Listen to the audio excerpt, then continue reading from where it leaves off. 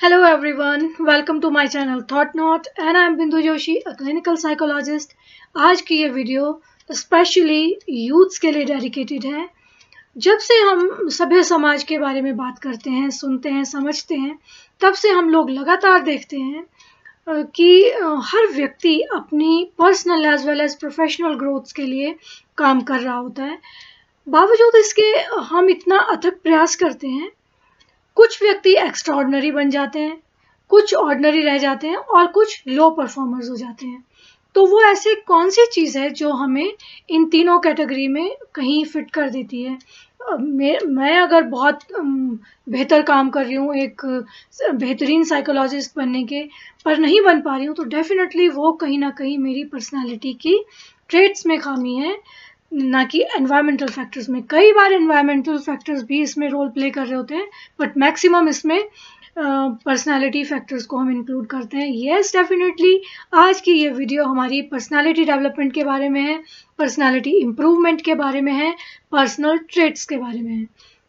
हर व्यक्ति में वो 5 फैक्टर्स मौजूद जरूर रहते हैं, पर वो कितनी क्वांटिटी में किस व्यक्ति में कितने मौजूद हैं और वो व्यक्ति उन पर्सनल ट्रेट्स को इंटेलिजेंटली किस तरह से इस्तेमाल कर पाता है, यही पर्सनालिटी डेवलपमेंट का विषय है।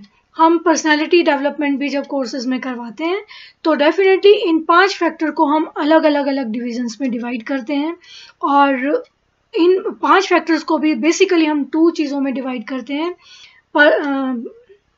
सॉफ्ट स्किल्स या हार्ड स्किल्स। हार्ड स्किल्स में आपकी सब वो चीज़ें आ जाती हैं जो आपका डॉक्यूमेंटेशन है, जिसके आपको सर्टिफिकेट्स मिल गए, ड्राइविंग सीख ली है ना, कंप्यूटिंग में काम करना कैसे, आपने जो भी आपने सर्टिफिकेशन कोर्स किए हैं, जो भी आपने लर्निंग की है, कॉन्शियसली जो लर्न कर रहे हैं आप, कंप्यूटर चलाना जो है आपकी लर्निंग का पार्ट है, ड्राइविंग सीखना आपकी लर्निंग का पार्ट है, आप कोई लैंग्वेज सीख रहे हैं, वो ये सब सारी चीज़ें जो है ये आपकी हार्ड स्किल्स का पार्ट है।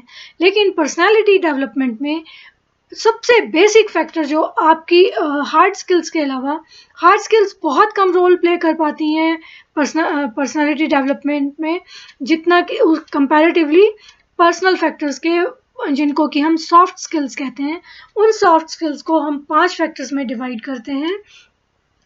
उनके बारे में let's start to talk about कि सबसे इम्पॉर्टेंट फैक्टर है हमारा ओपननेस टू एक्सपीरियंसेस। आप कितने बेहतरीन लर्नर हैं, आप कितना चीज़ों को लर्न करना चाहते हैं, नई नई चीज़ों के प्रति आपकी कितनी क्यूरोसिटी है, ये सारी चीज़ें जो हैं हमें जो है ओपननेस टू एक्सपीरियंस की तरफ ले जाती हैं। आपको मैं एक बहुत छोटा सा एग्जांपल देना चाहती हूँ कि जिस समय हम लोगों के देश में मिस्टर राजीव गांधी कंप्यूटर्स को इंट्रोड्यूस करने वाले थे या कर चुके थे, उस समय जब हमारे जो क्लरिकल स्टाफ है उनको कंप्यूटर सीखने के लिए थोड़ा प्रेशराइज किया जा रहा था, तो बहुत लोगों को ये बहुत अनकन्वीनियंट लग रहा था, बहुत अनकंफर्टेबल लग रहा था कि हम 40 की एज में, 50 की एज में कैसे कंप्यूटर सीख लें, ये कोई हमारे काम को बेहतर नहीं कर पाएगा, हमने तो अपनी 20-30 साल की जॉब में इतना हाथ से काम किया है, अब ये कंप्यूटर आके कैसे करेगा। सो ये इस तरह की जो हम लिमिटेशंस बना देते हैं, हालांकि उनके दूसरे इश्यूज भी रहे हैं, उस पर मैं नहीं जाना चाहती, लेकिन जो सिर्फ पर्सनल ट्रेट्स की जब मैं बात कर रही हूँ तो we should be always ready to learn the new things, चाहे हम रिटायर्ड भी क्यों ना हो जाए।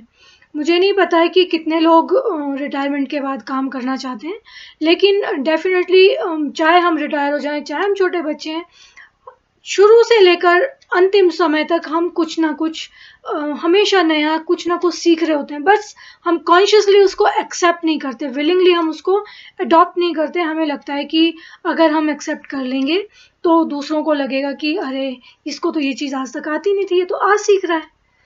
तो दूसरों के लिए नहीं, अपने लिए जब हम जीना शुरू करते हैं, मैंने लास्ट ईयर 2-3 ईयर्स बैक मैंने पैराग्लाइडिंग सीखी।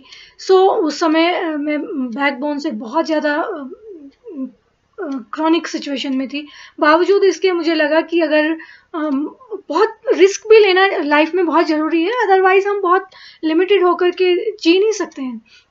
अगर आप जो ओपननेस टू एक्सपीरियंस की तरफ है तो डेफिनेटली आप बेहतरीन लर्नर हैं, आपको कोई बीट नहीं कर सकता।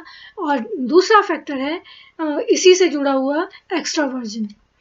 अब दूसरे इससे कैसे जुड़ा हुआ है ये कि सपोज मैं एक साइकोलॉजिस्ट हूँ और मेरे पास बहुत इन्फॉर्मेशन है, मैंने बहुत बुक्स पढ़ी, बहुत रिसर्च प्रोजेक्ट बना दिए, बहुत सारे इश्यूज पे काम किया, बावजूद इसके वो इन्फॉर्मेशन मैं लोगों तक ना पहुँचा पाऊँ तो वो इन्फॉर्मेशन मुझ तक ही रह जाएगी। या किसी को मदद की ज़रूरत है, कोई व्यक्ति काउंसलिंग के लिए, थेरेपी के लिए मेरे पास आ रहा है, लेकिन मैं उसको कंसोल भी ना कर पाऊँ। इस तरह की जो हमारे पास सिचुएशन है वो एक्स्ट्रावर्जन का हिस्सा है कि हम कितना लोगों के लिए फ्रेंडली हैं, कितना हम लोगों के लिए लिमिटेड रहते हैं, अवेलेबल रहते हैं, नॉन अवेलेबल रहते हैं, यही एक्स्ट्रावर्जन का हिस्सा है। इसके दो इम्पॉर्टेंट पार्ट हैं, कम्युनिकेशंस। डेफिनेटली जब हम सॉफ्ट स्किल्स की बात करते हैं उसमें लुक्स के साथ साथ सबसे इम्पॉर्टेंट फैक्टर है कम्युनिकेशन स्किल्स। कम्युनिकेशन स्किल्स में इम्पॉर्टेंट फैक्टर न केवल बात करना है, आप अपनी बात को किस तरह से रखें, उसके साथ साथ आपकी बॉडी लैंग्वेज क्या हो, आप अपनी बात को कितना कन्वीनियंट वे में लोगों तक पहुंचा पाते हैं, यही हमारी कम्युनिकेशन स्किल्स का हिस्सा है। डेफिनेटली मैं इन सारे इश्यूज पे आपके लिए सेपरेटली दूसरे वीडियोस लेकर के आऊँगी, क्योंकि एक ही वीडियो में इन सब के बारे में बात रख पाना बहुत कठिन है। So let's go further. Communication के साथ साथ लिसनिंग स्किल्स का होना भी बहुत इंपॉर्टेंट फैक्टर है, वो हम सॉफ्ट स्किल्स में ऑलरेडी आपको आगे फर्दर बताएंगे। अगर आप कम्युनिकेटर अच्छे हैं, आप कम्युनिकेटर तभी अच्छे हो सकते हैं जब आप दूसरों की बात को बेहतर ढंग से सुन पाए।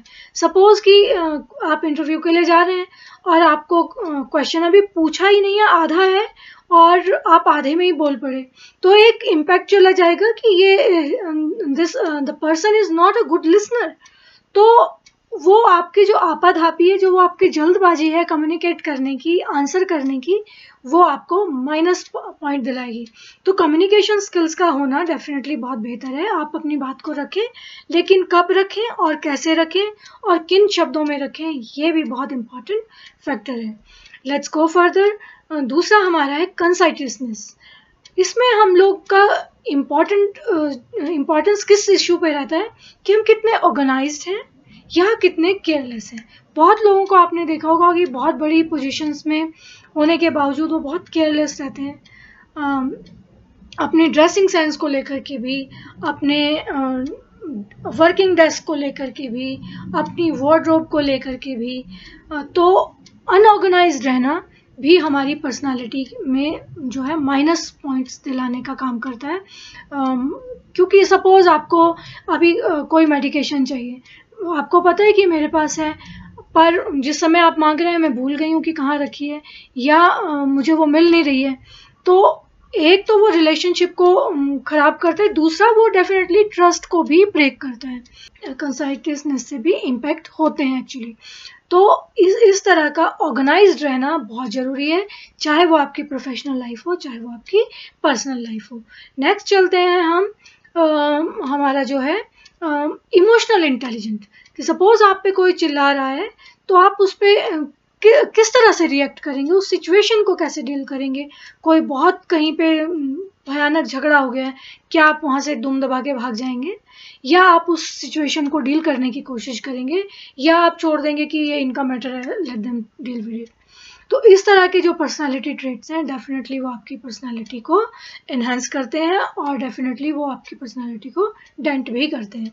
तो कहाँ पे किस चीज़ का इस्तेमाल करना है, कहाँ पे किस चीज़ को यूज़ करना है, इस तरह इन चीज़ों का इस्तेमाल करना ही हमारे लिए सबसे इम्पॉर्टेंट है। सबसे इससे भी एक और इम्पॉर्टेंट फैक्टर हमारे पास है एग्रीएबलनेस के बारे में, कि हम कितना कोई व्यक्ति सपोज हमारे पास सजेशन लेके आ रहा है तो हम क्या हमेशा यस बॉस हैं या हम ऑलवेज नेगेटिव हैं। इस तरह के आपको हमेशा बैलेंस, पर्सनालिटी की जब हम बात करते हैं तो it should be always balanced. कहाँ कितना बोलना है, कहाँ यस करना है, कहाँ आपको मालूम हो कि नो करना है। डेफिनेटली नो कहने की भी आदत होनी ज़रूरी है। कई बार आपको लगता है कि वो आपकी डिग्निटी के खिलाफ है, तो आप, स्पेशली मैं वुमेन से कहती हूँ कि नो कहने की, नो के लिए अपने वॉइस को रेज करने की आदत डालिए। एज वेल एज मैं इसमें जेंडर बायस करना नहीं चाहती हूँ बिल्कुल भी। बिल्कुल बॉयज़ को भी मालूम होना चाहिए कि उनको कहाँ नो कहना है, कहाँ यस कहना है। कई बार हम लोग देखते हैं कि पर्सनल रिलेशनशिप को लेकर के भी यस और नो के सवाल खड़े होते हैं, तो डेफिनेटली प्रोफेशनल लाइफ को लेकर के भी यस और नो कहने की हैबिट होनी चाहिए, और हमें मालूम होना चाहिए कि हम कहाँ पे यस कहें, कहाँ पे नो कहें। वेल, इस पे भी हम लोग एक अलग से वीडियो लेकर के आएंगे। मैं पूरी कोशिश करूँगी कि हर सॉफ्ट स्किल से जुड़ी हुई इन्फॉर्मेशन आप लोग तक पहुँचाऊँ, ताकि आपकी प्रोफेशनल लाइफ को भी एक बूस्ट मिल सके। कि combination of all these 5 factor जो अभी हमने डिस्कस किया, openness to experience, conscientiousness, extraversion, emotional intelligent and agreeableness, ये जो 5 फैक्टर हैं हमारी पर्सनालिटी के, इनका कॉम्बिनेशन हमारी पर्सनालिटी अनडाउटेडली होती है, लेकिन कहाँ पे, कितना, कब, कैसे यूज़ करना है, उनके बारे में ही सारा पर्सनालिटी डेवलपमेंट कोर्स काम करता है। और इसके साथ साथ एक और, डेफिनेटली वो इन्हीं का हिस्सा है, लेकिन क्योंकि मैंने उसके बारे में जिक्र नहीं किया तो किसी को गलतफहमी ज़रूर हो सकती है, वो हमारी आउटलुक है, हमारी ड्रेसिंग सेंस है, कि हम सिचुएशन के हिसाब से या अपने प्रोफेशन के हिसाब से अपने ड्रेस को रखें, और उस पर भी हम लोग डेफिनेटली एक वीडियो बनाएंगे। और इसी से जुड़ा हुआ एक और इम्पॉर्टेंट फैक्टर है हमारी बॉडी लैंग्वेज।